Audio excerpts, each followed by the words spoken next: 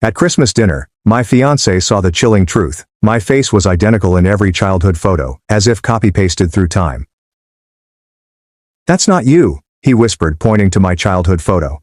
"They reused your face." 5 hours later, I called the police and told them something I never thought I'd say. I think I was kidnapped 25 years ago, and I just remembered everything. It started over potato salad and Mariah Carey. At Christmas, my mother showed my fiancé our old photo albums. He froze, took my hand and said, "Don't you see it?" "See what?" "How can you not see it?" I couldn't unsee what he showed me. 5 hours later, I contacted the police.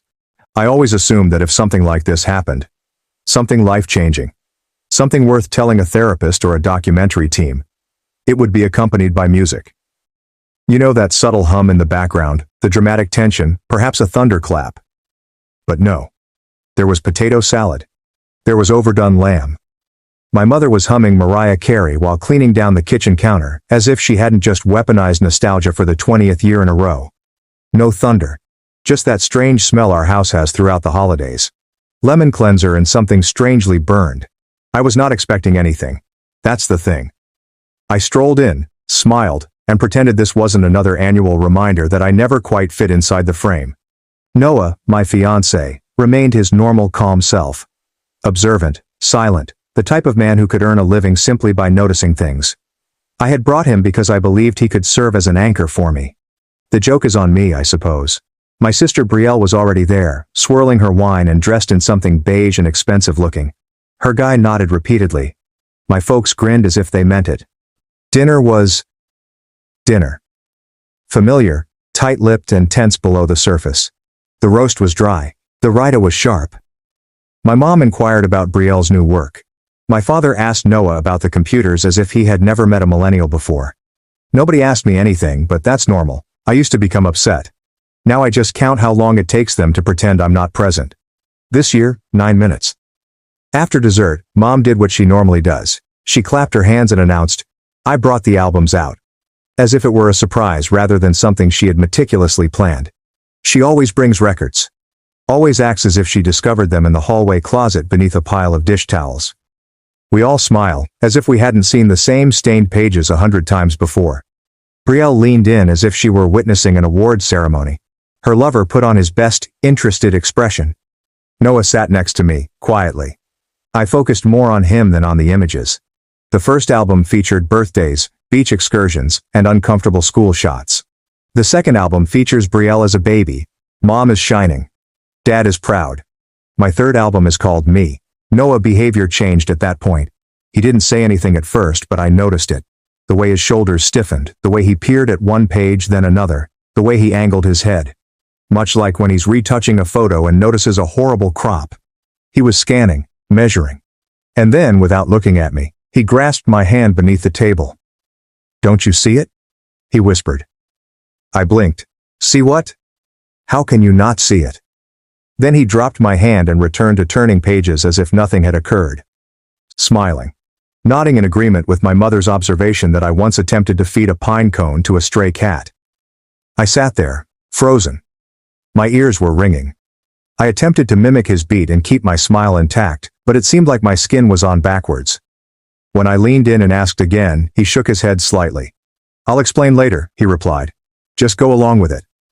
Which has been my emotional slogan throughout my youth. We left 20 minutes later. Noah made up a story about an early flight, or perhaps it was a late Zoom call.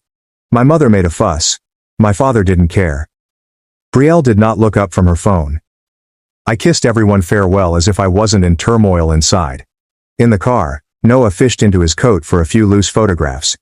He must have removed them from the pile next to the albums. I had not even noticed. "Look," he said. I did. Kind of. The first one featured me in a pink coat, standing in front of a stone wall. I have seen it before. It lingered in my memory like awful wallpaper. "What?" I asked. "It's just a photo." He gave me 2 more. "Same face," he said. "Same angle, same smile, same shadows. Look closer." I looked. Then I saw it. That was me. The identical version of myself, copied and pasted into multiple settings. One in front of the fence, one near a swing set, one at the fountain. However, the expression never changed, not a single muscle. They reused my face, I explained. My voice sounded unusual, like if it came from the back of my throat. He nodded. Then he gave me another. A baby. Pale. Lighter hair. Different bone structures. That's not you, he replied. I don't think they ever had baby pictures of you. Last one. My mother and father and I stood in front of an old building. My outline was fuzzy. The shadows did not match. I looked like a sticker that had been partially peeled. I stared at it for quite a while. Then I laughed. Not a genuine laugh. The sound produced when something breaks in your head. So I'm a collage, I explained. That's fun. Noah did not laugh. Why would they fake this? I inquired. He didn't respond. Neither did I. I hadn't realized it yet, but 5 hours later, I'd be calling the cops. Denial does not break all at once. It leaks, like an old pipe under the sink that everyone agrees not to discuss. You know it's dripping. You hear and smell it, but you continue to wash your hands and walk away. I stared at those pictures all night. Noah eventually fell asleep beside me, but I remained motionless. I just sat there in bed like a kid waiting for monsters to appear. Except the monsters were already named. Mom and Dad. The photographs were arranged on my nightstand. I kept checking them, as if they would fix themselves when I wasn't looking. They did not. My face was still there, pasted, triplicated, frozen in a preset expression I couldn't recall making. That baby is still not me. The lighting is still all wrong. And it hit me, not with a scream or a thunderclap of realization, but with a whisper that I couldn't stop hearing. I didn't know where I came from. I mean it literally. I have no memories from before the age of 5. None. When I was younger, I thought that was normal. Or perhaps not quite normal, but at least explicable. My parents explained it was due to the war. I was small. They claimed I was traumatized. They claimed the brain protects itself. They said a lot of things. And I believed them. Because what are the alternatives? Telling your second-grade teacher that you believe you skipped being a toddler. That your earliest memory is of standing in a fluorescent-lit hallway in a new country with your mom telling you to smile at someone holding a clipboard. Yeah, that was my first real memory.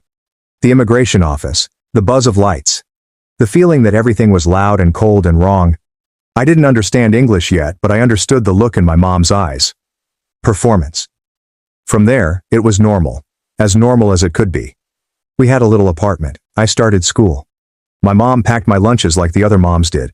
Except she didn't write notes. She sent me off with perfectly folded napkins instead. My dad read the paper like it owed him money.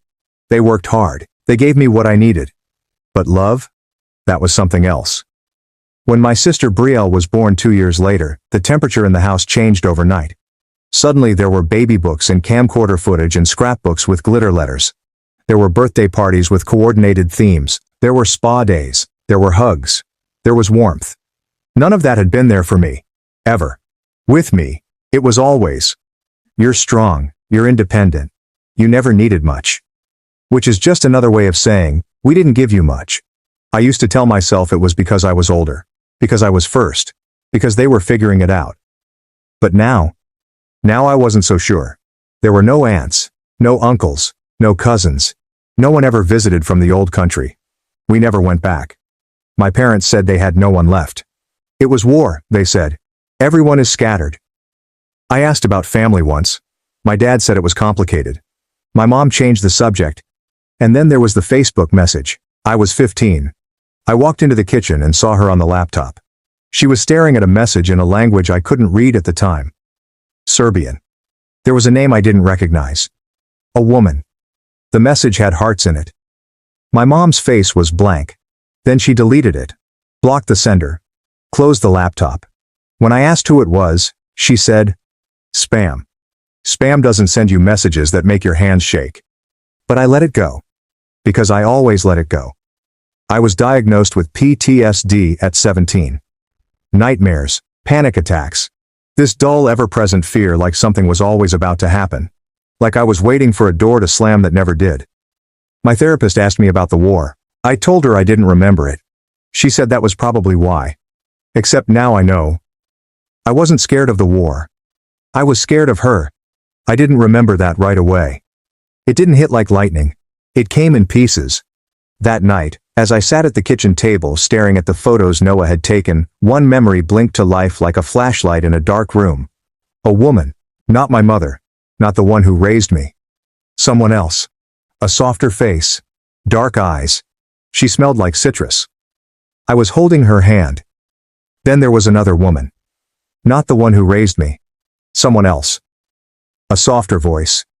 Gentle hands. I was holding her hand. Then the woman I grew up calling Mom entered. She was younger and smiled as if she had just arrived. The first woman leaned down and said, in Serbian, "This is your babysitter." It was the first time I met her. Then another flash. I'm pulling on a coat.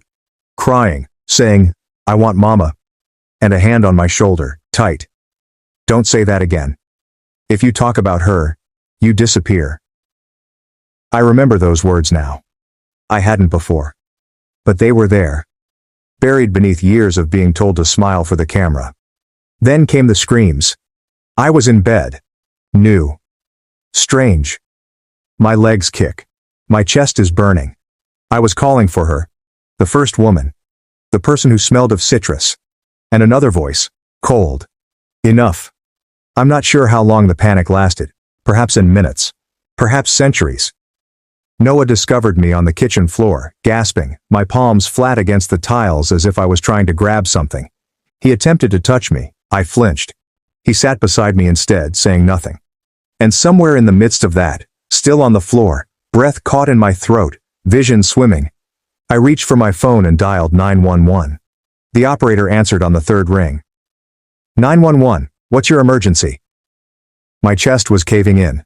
My mouth opened, but no sound emerged at first. Noah was still kneeling beside me, one hand on my back, as if to anchor my breath. I eventually forced the words out. I've been kidnapped. A pause. Sharper now. Ma'am, are you safe right now? I think so. I'm home. Is the person who took you with you now? Number. It was a long time ago, I think. I just remembered it. Another pause. Then the tone shifts. Gentle. Still in control. Okay. Take a breath for me. You're not in danger right now? No, but it's true. I remember now. They were not my parents. Noah reached over to take the phone. Hi, this is her fiancé. She's having a panic attack. She just came on about 15 minutes ago. She's been uncovering some things, childhood photos that appear to be heavily edited, no birth records, strange inconsistencies. And she just had a very vivid memory. She believes she was kidnapped when she was about 5. It would have happened 25 years ago outside the United States. The operator remained calm. I understand. What's your location? Noah provided our address. I'm going to log this as a welfare check and forward it to the department's investigative unit, she told me. You'll get a call from someone to follow up. If either of you feels unsafe in the meantime, don't wait. Call us back immediately. Noah thanked her. Hung up. I was still shaking, but the words had been spoken aloud to a real person. There was no undoing that. I did not sleep. I showered. I changed clothes. I folded laundry that I hadn't remembered putting in. I believe I emptied the dishwasher at one point. Noah hovered. Made some tea. They watched me as if I were glassware in an earthquake. You should rest, he suggested at one point. I nodded. Did not move. I kept waiting for someone to knock on the door. Or break through it. Or for the floor to simply fall out from beneath me. Instead, the apartment remained quiet. Humming softly, as if it didn't care what happened to me. The next morning, I received an email. Case file is opened. An assigned officer has not yet contacted me. Someone would be in contact. That was it. I showed Noah. He read it twice. Then simply nodded. It's real now, he explained. Real. As if it hadn't been real when I was curled on the kitchen floor, trying to recall whether I'd ever had a mother. The knock arrived 2 days later. 3 taps. Measured, calm, like a favor. I opened the door to see my mother holding a brown paper bag as if she were delivering cookies. My father stood slightly behind her, hands in his coat pockets, expression neutral. Can we come in? She inquired, already moving forward. Noah appeared beside me. I nodded slowly and allowed them in. They sat on the couch as if they were guests. My mother put the paper bag on the coffee table. I brought some of that soup you like, the carrot one from when you were sick that time. When I was 8, She told me to stop crying because I was not going to die. What about that soup? Thanks, I replied flatly. She smoothed her coat and looked around the apartment, as if it would help her decide what to say. My father remained standing. We spoke to the police, she finally said. They said you filed a report. I did. She appeared to want to be offended, but lacked the energy. You should have just come to us first. Would you have told me the truth? She paused, blinked. We didn't want to hurt you. Noah spoke. So it's true. My father finally came forward. Yes, he answered. You're not biologically ours. I exhaled through my nose. Not relief, but rather confirmation of something I already knew but needed someone to say aloud. My mother nodded. Your mother was very young, and she couldn't take care of you. She begged us to bring you with us. Begged? I asked.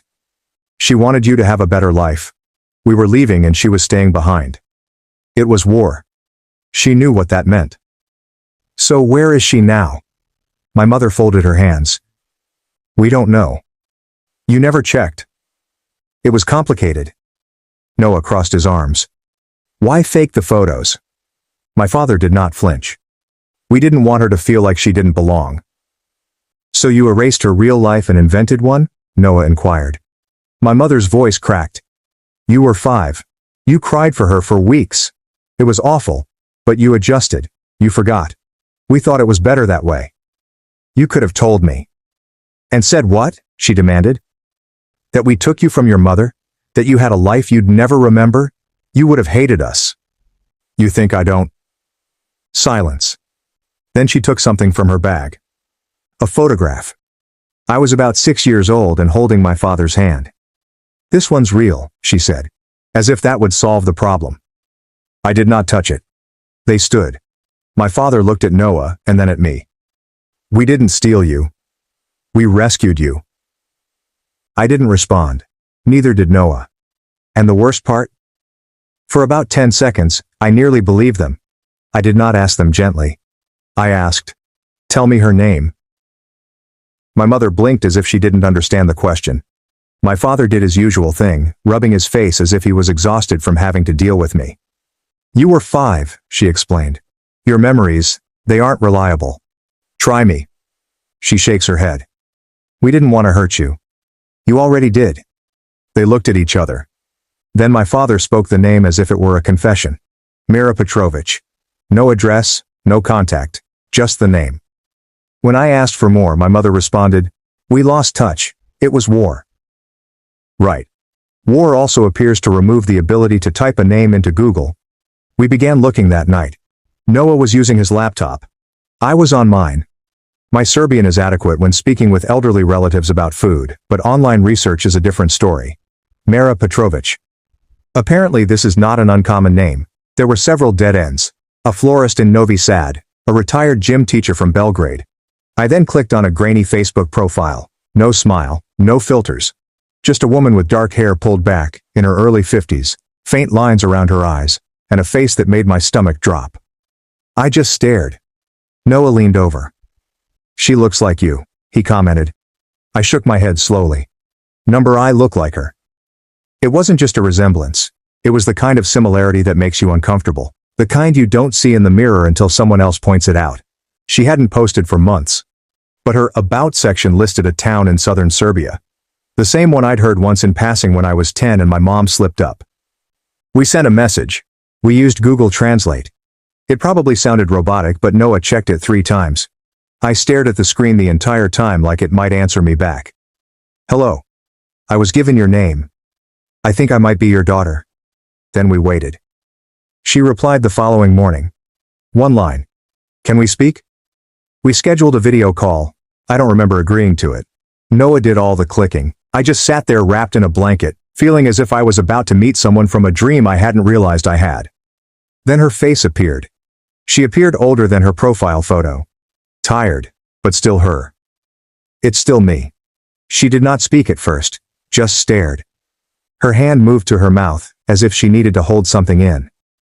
I wasn't sure, she admitted finally. But now that I see you, I wanted to say something, anything. But the words got stuck behind a lump in my throat. I've been looking for you for 25 years. She mentioned my name. It wasn't Claire then. It was Lena. I froze. Lena. It did not sound familiar, but it felt right. Like a shoe I hadn't worn in decades that still fit. I blinked, trying to remain steady. Did you give me up? Her face broke. Not dramatically, not like in the movies. Just a quiet collapse in her expression. Her mouth opened and then closed again. No, she replied. God, no.